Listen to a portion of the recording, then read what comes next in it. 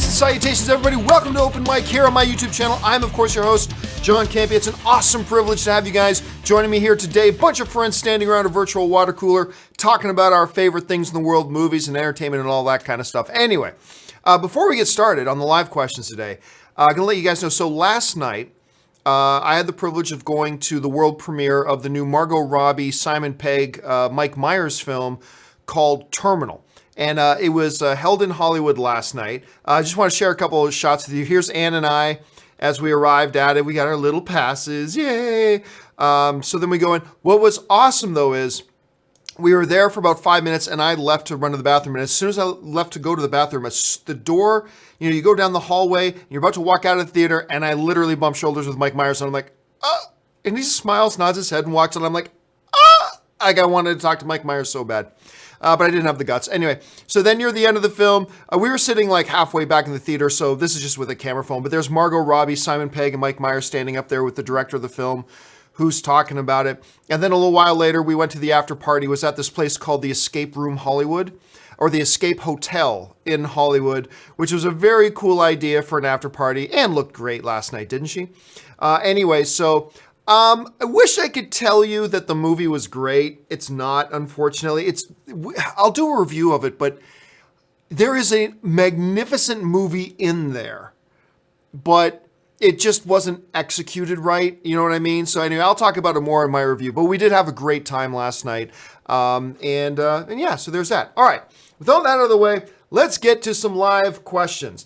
And the first live questions comes to us from Mary, who writes, "Hey, John, my super chat didn't copy over to the screen yesterday. Letting you know, in case it's a glitch, just said that we have Cinemia in the UK now, and I will try it." Yes, absolutely try it. I think you're going to really enjoy it. Now, it's difficult for me to say that because I keep being told by people over in the UK that there's this thing called Cineworld. I'm not really familiar with it, but everybody tells me that the deal they have over there is incredible. All I can say, so I can't speak to that. All I can say is that the Cinemia card is a great deal. And oh my God, did you see another report came out about MoviePass yesterday? I'll probably be talking about it on the John Campea show a little bit later today. The basic general gist of this is that according to the parent company that owns MoviePass, they've got about 15 million in the bank and they're spending 21 million a month on MoviePass. So I look, if you got a MoviePass, just keep using it as long as you can, because I don't know how much longer that company's going to be around. Cinemia, on the other hand, is a much more firm, solid business model. And I think you're going to enjoy using it. All right, let's move on here. The next one comes to us from Alan Kovarubias, who writes, "Hello, Mr. Campea." Hello, Alan. "I have a very important question regarding Avengers 4. Do you believe we will finally discover who's putting coffee grounds in the disposal?" I like that question a lot. Of course, follow over from Civil War. Who's putting coffee grounds in the disposal? I think we will find out. And I think it's going to be, I almost said a spoiler. Got to be careful. I almost said an Avengers 4 or an Avengers Infinity War spoiler, and I shouldn't. But yes, I do believe we're going to find out in Avengers 4 who put coffee grounds in the garbage disposal. Murray writes, "I get that Disney doesn't want Universal to distribute a Hulk movie, but they don't mind if Sony does for Spider-Man." Well, Murray, there's a massive, massive difference. Sony owns the rights to Spider-Man. They belong to them right now. Like in the Hulk situation, Marvel has the production rights to Spider-Man, but Universal owns the distribution rights. In Spider-Man's case, both the production rights and the distribution rights belong to Sony. Sony and Marvel have just signed a little deal, a temporary deal, that allows Marvel to use Spider-Man in the MCU right now, but that's a totally different situation from the Hulk. The Hulk's production rights belong to Marvel. The production rights to Spider-Man do not currently belong to Marvel. They belong to Sony. It's not about it's not about Marvel letting Sony distribute Spider-Man. It's Sony letting Marvel use Spider-Man. It's a completely opposite situation. Marvel is not letting Sony distribute it. Sony has the production and the distribution rights. They're the ones who are letting Marvel use Spider-Man. So you see, it's a totally different situation, completely and utterly different situation.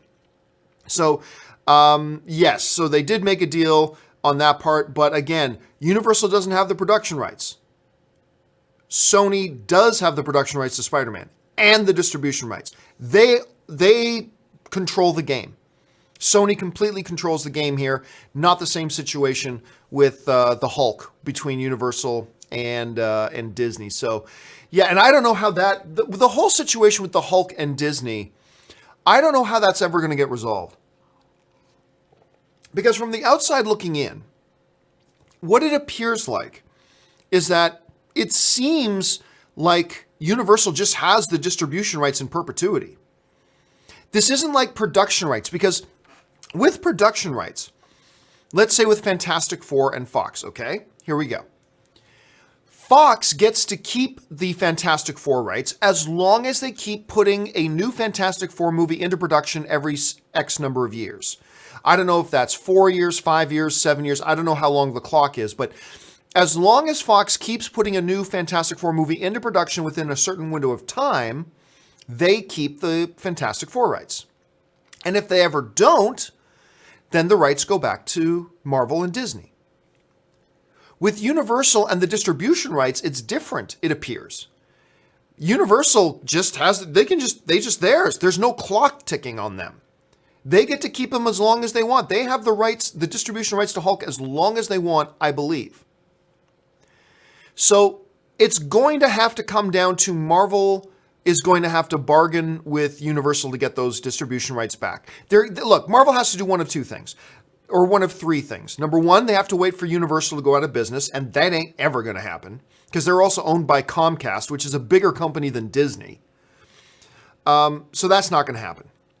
Option number two is figure out how much it's going to cost to get Universal to give the rights back. And it sounds like Universal's not interested in that, but who knows? Everybody's got a price for the $1 Million Man. Option number three is for Disney and Marvel just to swallow it and go, fine. If they really want to make a Hulk film, at some point they'll just have to go, fine. We're going to make our Hulk film, you get to distribute it.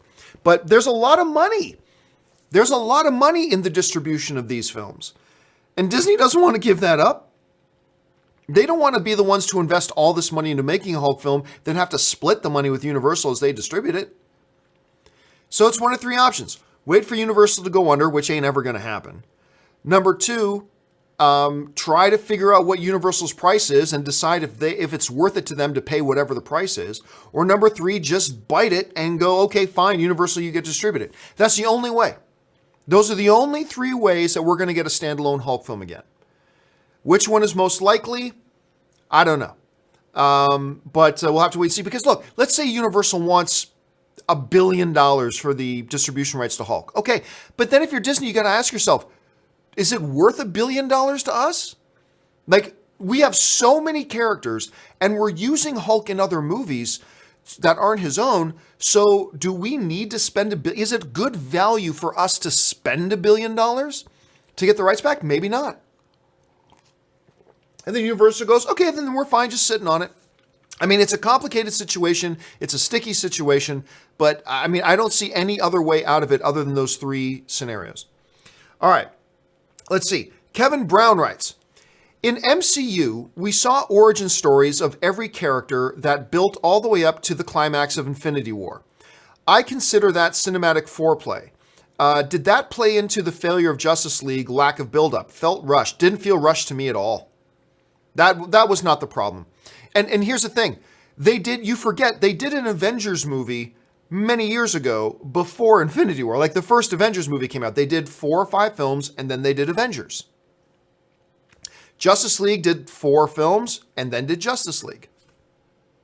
And this whole thing, this is why I reject this notion that if you're going to do a cinematic universe, you have to start with individual origin stories. I disagree with that. Look at Guardians of the Galaxy. Look, Guardians of the Galaxy is essentially its own little Avengers. You can debate me all you want on that, but it's true. Guardians of the Galaxy is just basically a different version of the Avengers. It's how many heroes? Gamora, Star-Lord, Drax, Rocket, Group, and now you got Mantis, and you got Nebula, whatever. But so here you go. You got 5 or 6 heroes, and you start off Guardians of the Galaxy. Guardians of the Galaxy didn't have to start with a Rocket Raccoon origin story movie, and then a Groot origin story movie, and then a Gamora origin story movie, and then a Star-Lord origin story movie, and then a Drax origin story movie. They didn't have to do that. They just started, boom, Guardians of the Galaxy.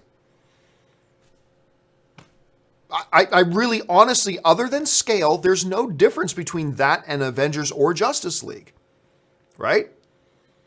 If we didn't have to have a Rocket origin story movie before doing Guardians of the Galaxy, I don't see why we needed a Cyborg origin movie before we do Justice League. If we didn't need a Gamora origin story movie before doing Guardians of the Galaxy, I don't see why we had to have an Aquaman origin story movie before we did Justice League. Worked pretty well for Guardians of the Galaxy. Worked perfectly fine. Didn't feel rushed. They just started with the team already together. I mean, in the first 10 minutes, they brought the team together in the first 10 minutes, and away we go. And it worked. So this notion that in order for a team-up movie to work, you have to do, and I know this isn't what you're saying, Kevin, but there's this notion out there that in order to do a team-up movie, you have to start with origin movies of everybody. Well, that's been proved wrong. That's not opinion. That's been proved wrong. Can it help? Sure. Can it hurt? Yes. But, I mean, like I said, Guardians of the Galaxy is the case study. It proves it. You didn't need origin story movies for every individual character before launching into your big team movie. And for them, Guardians of the Galaxy was the big team-up movie. With 5 individual heroes brought together, make a team, go. The failure of Justice League, it simply lies that the quality of the individual films have not been good enough to win over the audience in large and to win over critics and to basically just, again, win over people. That's what it comes down to. It's not about which formula they used. Almost any formula can work. It's about they just simply didn't execute the movies well enough to win over a majority of the audience or the critics. Now, won me over. I mean, you know how much I love Man of Steel. One of the top 10 greatest comic book movies ever made. One of it and the original Thor, the most underrated comic book movies of all time, in my opinion. I mean, I like Batman vs. Superman. I like Suicide Squad. It's a hot mess, but I had fun with it. Sue me. I liked Justice League. I mean, I like Wonder Woman, clearly. I really liked Wonder Woman. So, I mean, it works for me, but the fact of the matter is, it doesn't matter that it worked for me. The fact of the matter is, they were not good enough to win over the majority of the audience and the fans to get them coming back more and more and more. It's not formula, it's execution. I've been arguing for a long time. You can start a DC cinematic universe with Justice League. You can start a cinematic universe with a brand new Justice League movie and then spin off the characters from there. I totally believe that formula can work if you execute it right. The problem with Justice League isn't the formula they followed. It's the problem that they didn't execute the films well enough or make the films good enough to win over the vast majority of the audience or the vast majority of the critics, which ultimately proved itself out that by the time Justice League came around, most people had given up on the DCEU and it became the lowest box office grossing film of all the DCEU. So again, I really don't think it's formula. Kevin, I don't think it's, and to me, it did not feel rushed in the least any more than Guardians of the Galaxy felt rushed. It's just a matter they just simply haven't made the movies good enough. That's it. They just haven't made the movies good enough. Anyway, good enough for me to like them, but I'm not the standard. All right. Santos and Ujar writes, better actor-director combo, Affleck or Gibson? Ooh. See, a bunch of years ago, that would have been very difficult, a very, very easy question, because number one, Ben Affleck wasn't directing a bunch of years ago, and he was a mediocre at best actor. I believe Ben Affleck has turned into one hell of an actor. Like, when you're the main character of the film that wins Best Picture at the Academy Awards, you're doing something right. When you're carrying that film and the film goes on to win Best Picture, you're doing something right. Ben Affleck has become a hell of an actor over the past 7-8 years. And obviously an incredible director. My goodness, some of the films he's made are so damn good. Anyway, but I think you still have to go with Mel Gibson. With all the baggage and problems that come along with Mel Gibson, the dude is a stupid good actor. And he is a visionary director. I mean, the dude's an amazing director. I actually got kind of excited. Remember about a year or so ago, there were talks that DC was talking to Mel Gibson about potentially directing a Suicide Squad movie? I thought, oh my God, Mel Gibson directing a Suicide Squad movie? That dude's so batshit crazy. It's just about perfect. I mean, I think that would completely work. Anyway, hold a second.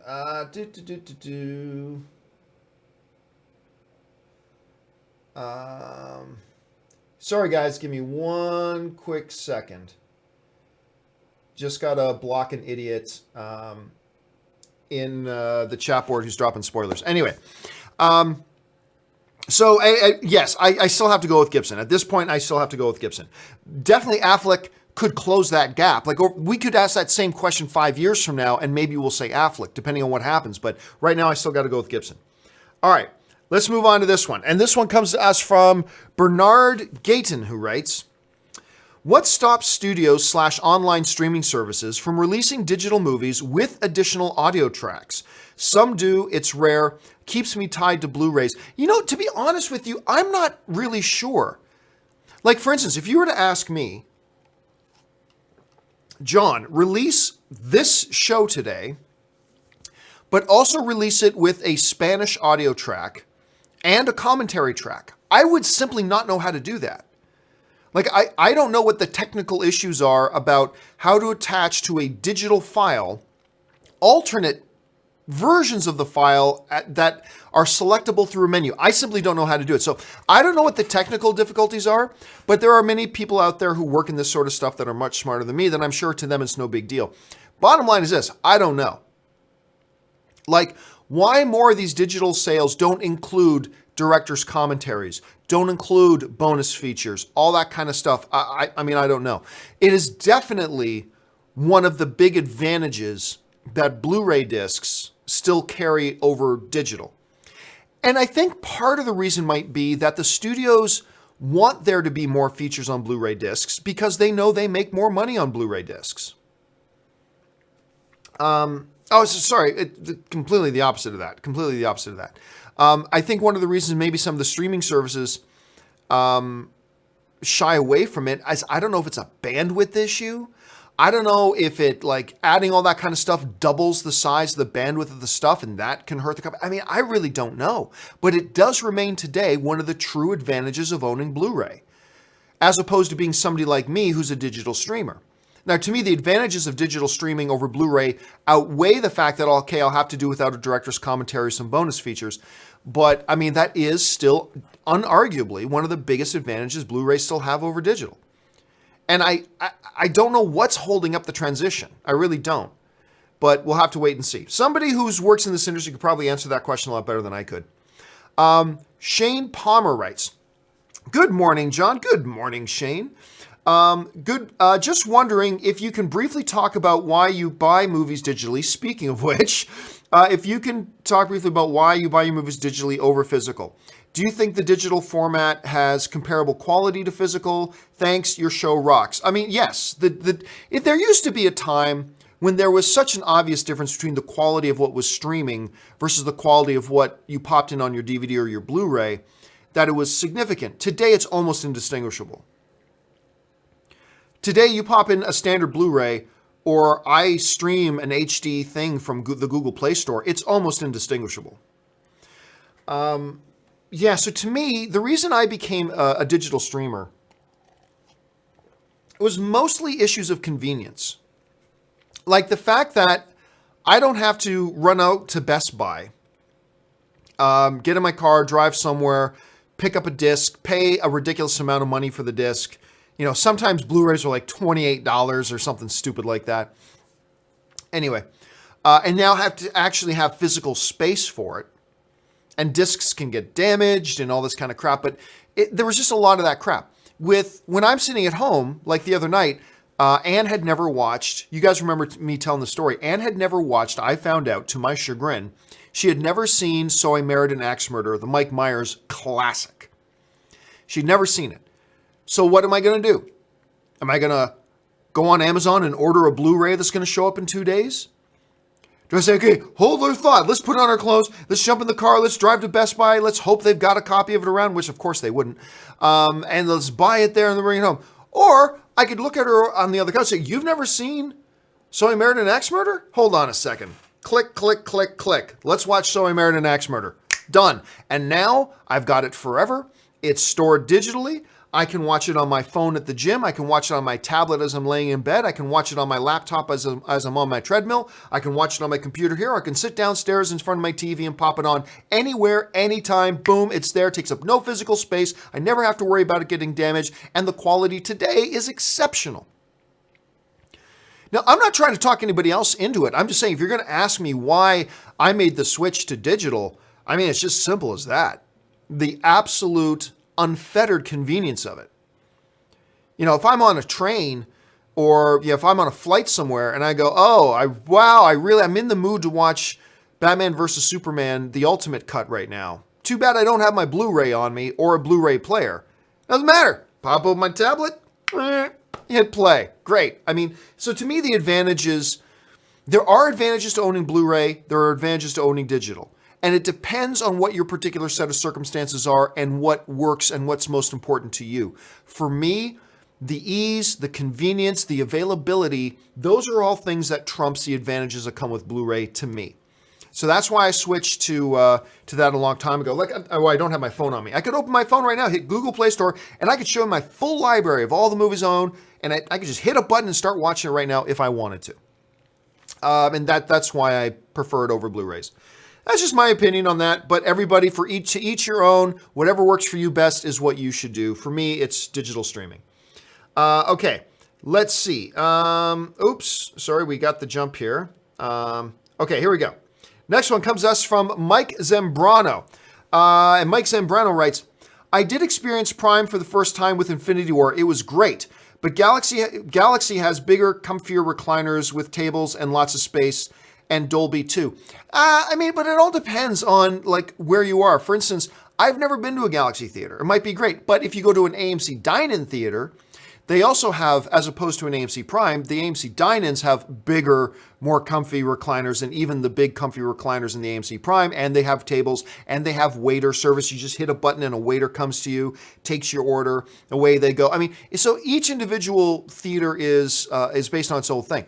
All I know is that the AMC Prime, which the Dolby dual laser system was specifically developed for AMC Primes, with the Atmos system, with just the stadium seating the way it is, Prime is my absolute favorite. But, a number of people have mentioned to me that there is a Galaxy theater in Las Vegas, and I go to Las Vegas quite often.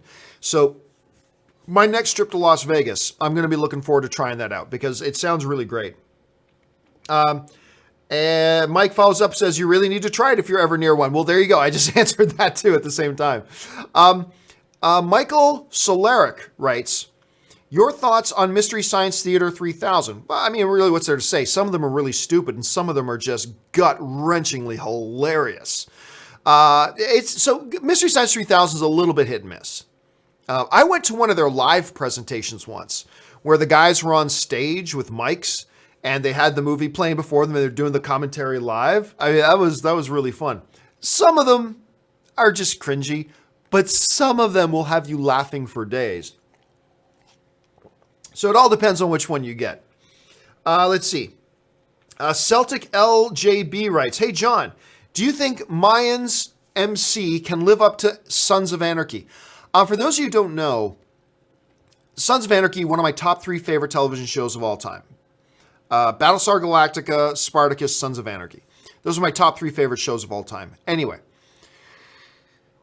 One of the rival, sometimes friends, sometimes enemies, but one of the rival bike gangs in Sons of Anarchy is the Mayans. And they're now doing a spin-off show of the Mayans, which I'm very much looking forward to.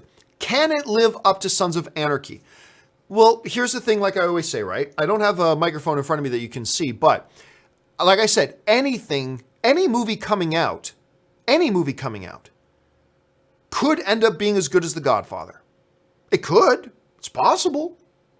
Whether it's likely or unlikely, we just don't know. But any movie coming out could be as good as The Godfather. Maybe it will, maybe it won't, but it could. Can Mayans MC live up to Sons of Anarchy? Sure, it can. It's possible. It's a tall order. It's a very tall order, considering how incredible Sons of Anarchy was. It's a very, very tall order. But is it possible? It's absolutely possible. We'll just have to wait and see. I'm looking forward to checking it out. Jake C. writes, best telekinesis in a movie. For me, it's Ebony Maw. Yeah, well, I mean, Ebony Maw was great. Chronicle, the telekinesis powers in Chronicle were awesome. Especially when you get down towards near the end battle and it's telekinesis versus telekinesis. I mean, that was pretty damn awesome. Yeah, it's between those two for me. Because with Ebony Maw, it was just him using telekinesis. When you're in Chronicle, it's like two dudes with incredible telekinesis battling it out. So I don't know. I'm going to say it's a split right now for me between Ebony Maw and the guys in Chronicle. That's what I'm going to go with for now. All right. Ben Heyusa writes, yo, John, you can play as Thanos in Fortnite now. Maybe there's a chance of you winning. Yeah, so we were talking about that the other day, that Marvel did this partnership with Fortnite, which is a game I've been playing a little bit, and they've now introduced Thanos into Fortnite. I've still not seen. I've seen the ads for it, and I've seen, even in the game, I see them popping it.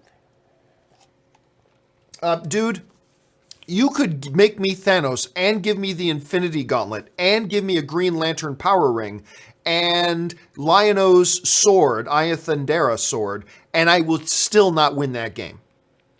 Okay? You could make me Thanos with the Infinity Gauntlet, with Green Lantern's power ring, with Lion-O's Aya Thundera sword, and Dominic Toretto on my side, and I would still not win. I suck. Some people, fake modestly say, oh, I'm not good at that. No. I suck. Like, I'm bad. I have fun playing it nonetheless, but I'm bad at it. So, yeah, there's that. So, no, even with that, I probably still wouldn't win. Let's see. TJ Thomas writes, hey, John, I know you love Vegas and hockey. So how do you feel about the Golden Knights? Oh, I'm thrilled for the Golden Knights. First of all, we're seeing history being made. Like an expansion team in their first year doing as well as they did and winning a round in the playoffs. Are you kidding me? That's just great story. That's just great drama. And one of the guys I follow on Twitter, because I don't follow many people on Twitter. One of the guys I follow on Twitter is one of the greatest poker players in the world. His name's Daniel Negreanu. And his nickname is Kid Poker. He also happens to be Canadian, but he lives in Vegas because he's a pro poker player. And he's just the most fun guy to watch play poker. I got to meet him last year, which is great. But anyway, he's also, being a Toronto native, he's a massive hockey fan. So I think he's got season tickets to the Golden Knights because he's like tweeting out pictures and video from like every goal. So I feel like I've been vicariously been able to follow along with the Golden Knights season through Daniel Negreanu.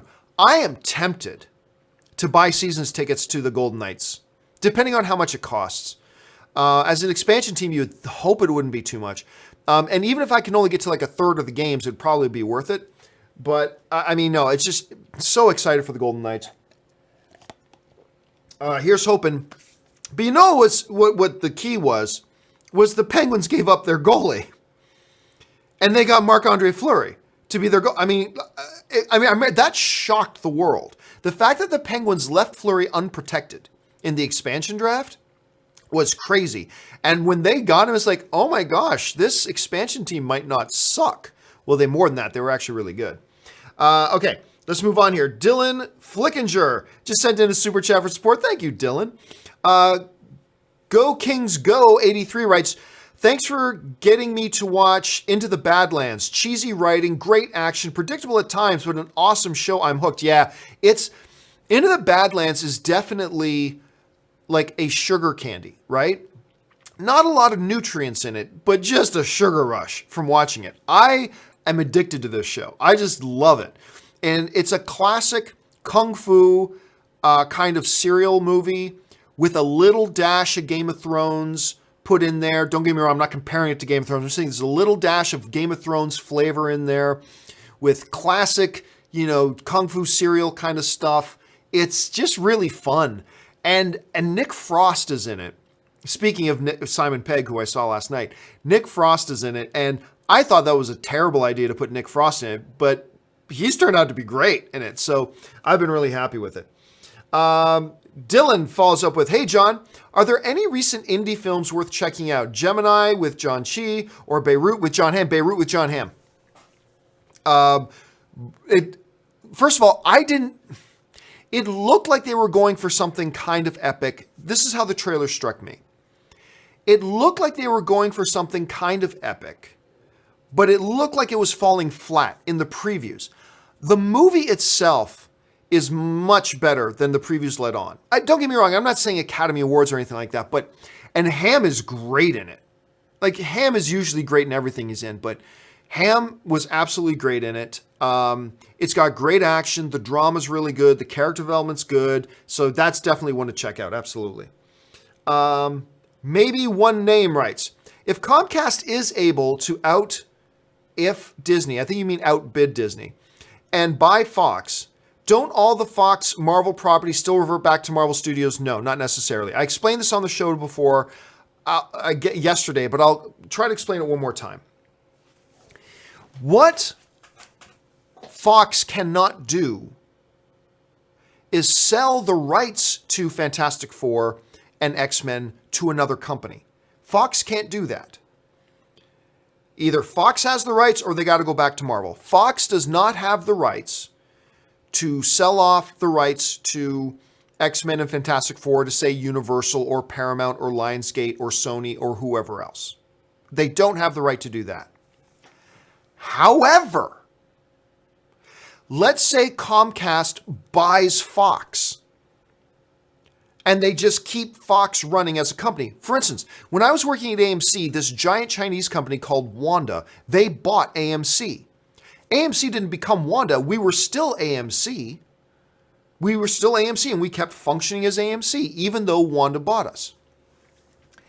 I had a contract with AMC, and just because Wanda bought AMC, that didn't change anything.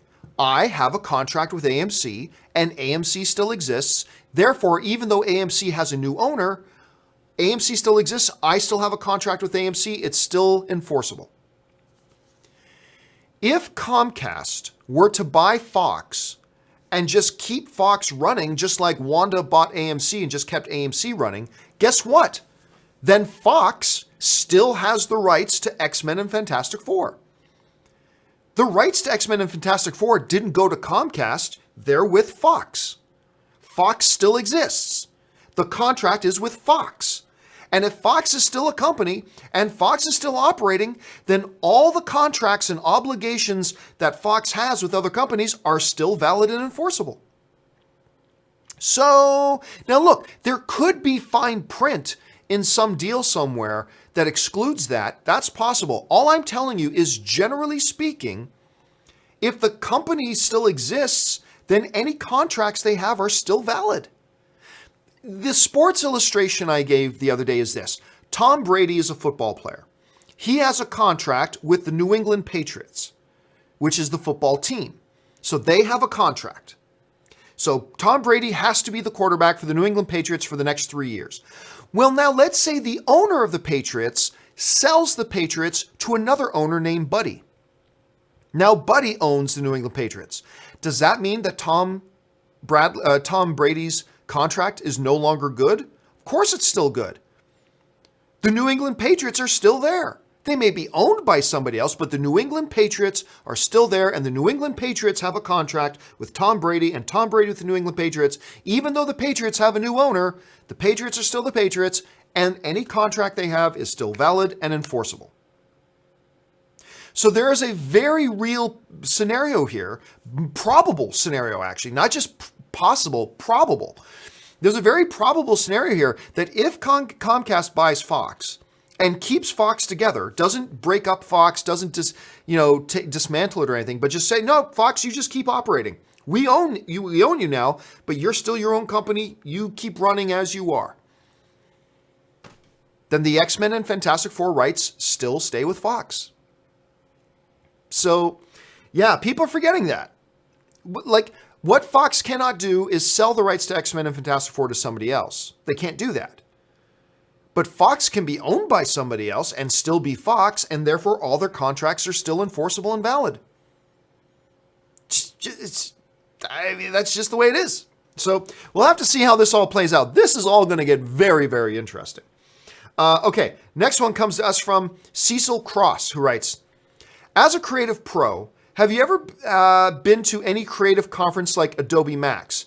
It's like Comic-Con for creatives. I went last year in Vegas. Kumail Nanjiani and Jon Favreau were there, LA this year. You know what? I have not, but I've wanted to. Like, I've gone to other conferences that are not, they're more industry conferences than creative. Like, I go to CES, I go to NAB, things like that, to see all the new gear and all that kind of stuff. But I really do want to go to the Adobe one, and there's a few other as well. I've never been, but I want to. And if it's in LA this year, I'll probably try to go if I can get the time to do it. Okay. I love this username. Wait a second. Where'd it go? Okay, here we go. I love this username. The other black guy writes, have you seen the new Lucifer? No. Ann and I have not watched the new Lucifer yet. We probably won't even get a chance to watch it till, oh gosh. See, Lucifer is one of those shows that we wait till we're together to watch. There's only a couple of those that we do, but Lucifer is one of them.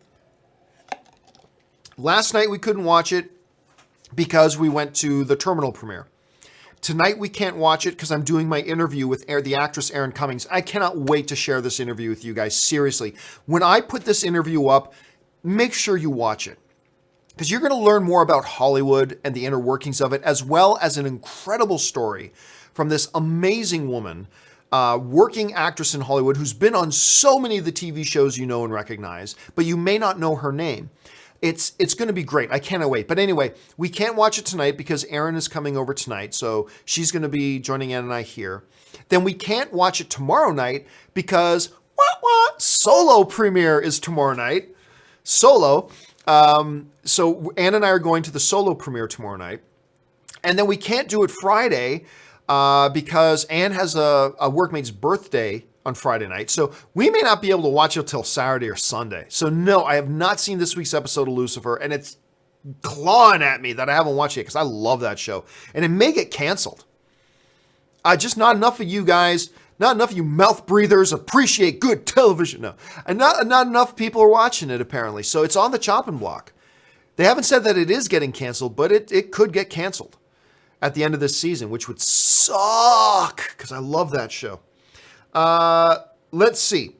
Adam Douglas writes, what's better, Terminal or The Terminal? Well, yeah, so Terminal is the Margot Robbie, Simon Pegg, Mike Myers film that I saw last night. The Terminal is, I believe, the one bad film on Steven Spielberg's resume that starred Tom Hanks.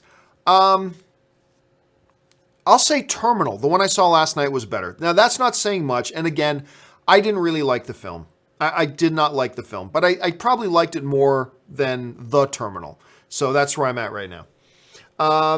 Angel Jacoby writes, I want to marathon all the MCU flicks, missed a few over the years. Do you think it's best to do it by the release date or some other timeline? Oh no, I absolutely believe the best way to binge the Marvel films is by release date. This isn't like the Star Wars situation where you should watch episode 2, then 7, then 1. Like, there's different orders you can watch the Star Wars movies, then Rogue One, then there's different orders you can watch the Star Wars movies. For the MCU, honestly, I think the order in which they release them really is the best way to watch it. So now other people may have some different theories on that, and that's cool, but not as many people have different theories on it like in the Star Wars movies, which you could come up with 1,000 different combinations if you wanted to. But no, I really do think the best way to watch the MCU if you want to binge them all is just in chronological order in which they were released. I think that's the best way to do it. Good question, though. Okay, DC Patience writes, Can't send super chats on my iPhone, iPad, so thinking about an Android phone. If you could buy a new Android device, what would you get? Well, first of all, even though computer-wise, I am a Mac guy. I've got you can't see it, unfortunately, and I can't twist the camera to it, but I've got my MacBook Air right here propped up on its mount where I monitor the actual YouTube stream is over here. I have traditionally used a lot of Macs. I've used iMacs as my main workhorse computers for a long time. Right now, I'm using a PC because I was able to get a great deal on a very powerful PC for a very good price, so I went with that. I'm very practical that way. But even though I am more traditionally a Apple guy, I am an Android guy over an iOS guy, completely. I had an iPhone.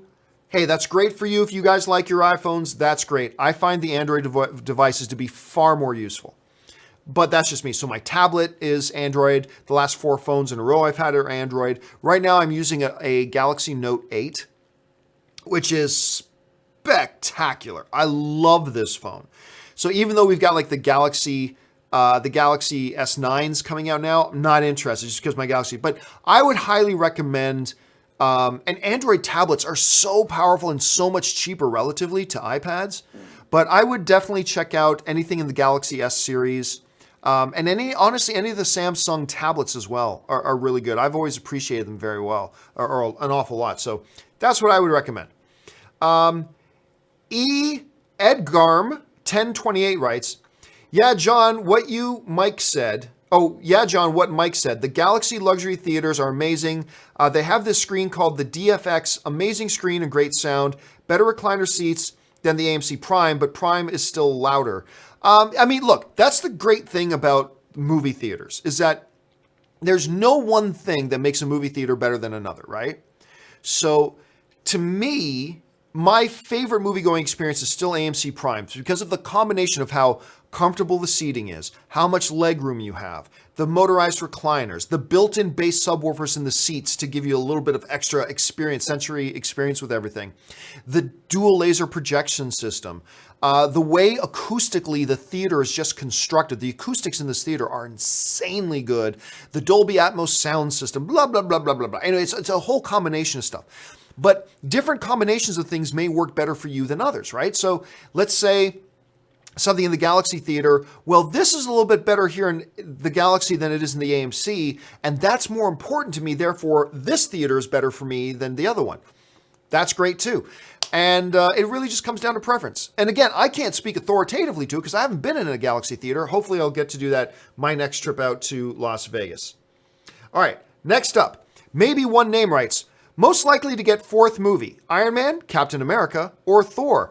You know what? Before, I would have said, after Thor Ragnarok, I would have said Thor. And I still believe we are going to get a Thor 4. I really do. I think we're going to get a 4th installment of the Thor franchise.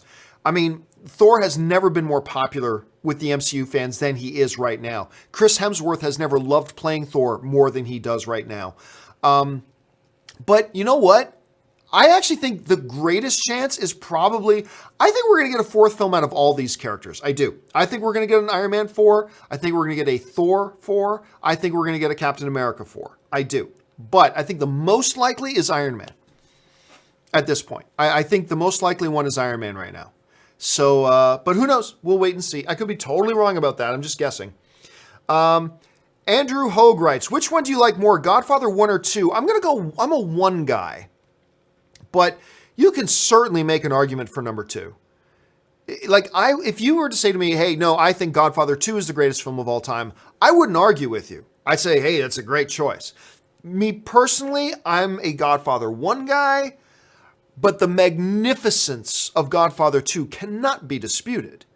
I mean, you just can't. All films subjective, yes, of course you can, but I'm just saying, hyperbolic speaking, you just can't argue with the brilliance of Godfather Part 2. I mean, it's just incredible. So I'm a 1 guy, but I would never argue with anybody who was a number 2 guy, not at all. Hamza Hussein writes, is there any chance that the Avengers... Oh, I'm not going to address that. I'm not going to address anything that deals with particulars with Avengers Infinity War, guys. That's just too close to being spoiler territory. Tahir Patel writes, Negreanu versus Phil Ivey. Who would you take, Negreanu? Phil Ivey's amazing. And it also depends on the game they're playing.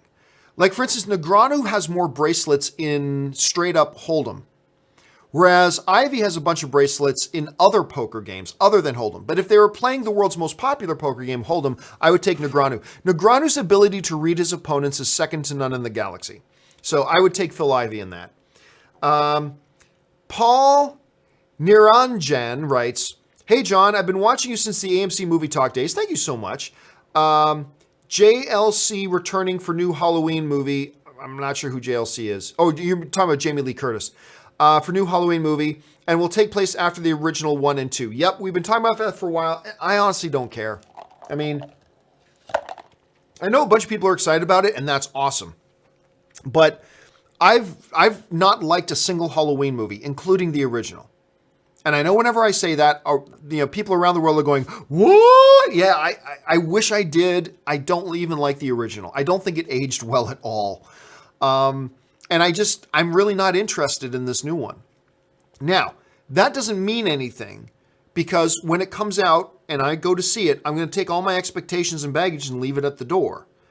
That's why there are movies that I've gone, hey man, I thought this movie was going to be crap, and I loved it, because you got to be able to leave your expectations at the door. It's cool to have expectations. It's cool to have criticism or doubts or enthusiasm and optimism. Doesn't matter. But when you go into the theater, you got to take all that baggage and you got to leave it at the door. Then just go in, experience the movie.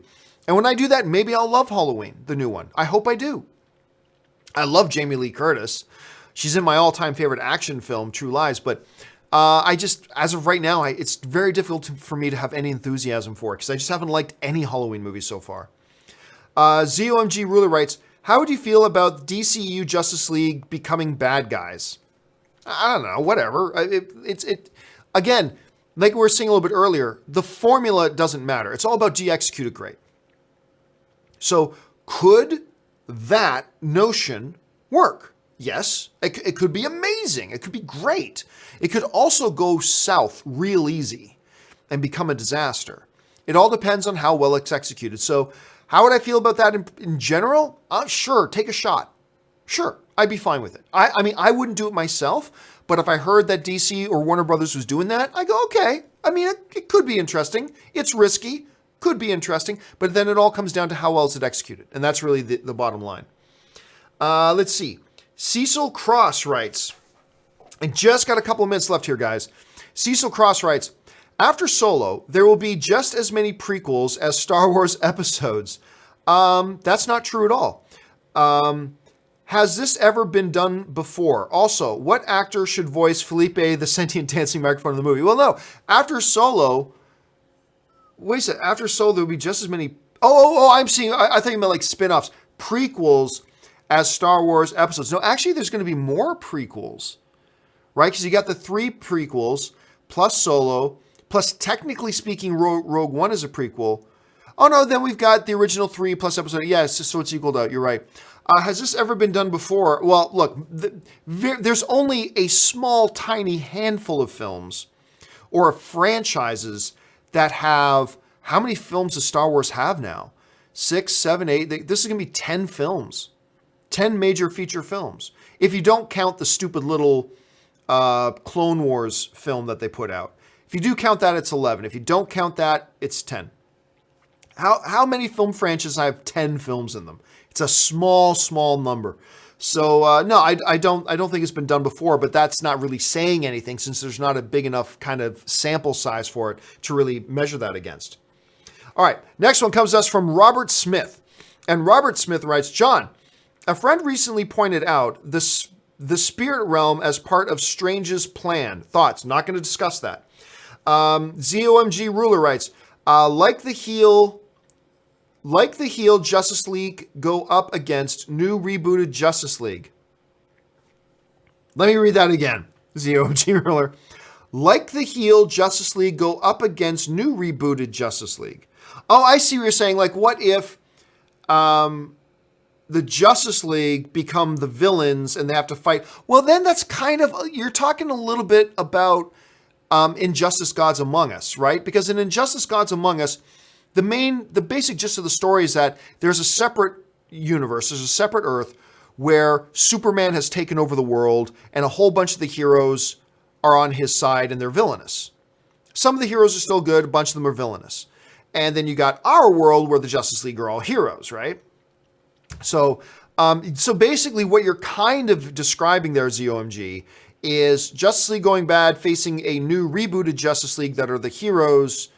Well, then that's basically Injustice Gods Among Us.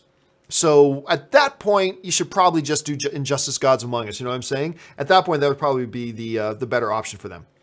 All right, guys, that will do it for today's installment of Open Mic. Thank you so much for joining me. Listen, don't forget, guys, a little bit later today, we've got at 2 p.m. the John Campea Show. It's our main show around here where we cover all the movie news, talk about what's going on in the world of film. Make sure you guys come back and join us for that. Anyway, guys, one other thing I want to mention here. If you have not done so already, if you're somebody who enjoys watching these shows, do me a favor, head on over to www.patreon.com/John Campea. Just get the information there about what it means to be a Patreon supporter, how being a Patreon supporter keeps the show on the air, and what benefits there are to being a Patreon supporter. And maybe you'll want to become a Patreon supporter too. If you do, that'll be awesome. And if you don't, that's perfectly fine. I'm just glad you're here being a film fan with us. All right, guys, that will do it for me. Thanks so much for joining me. My name's John Campea, and until our next video, bye-bye.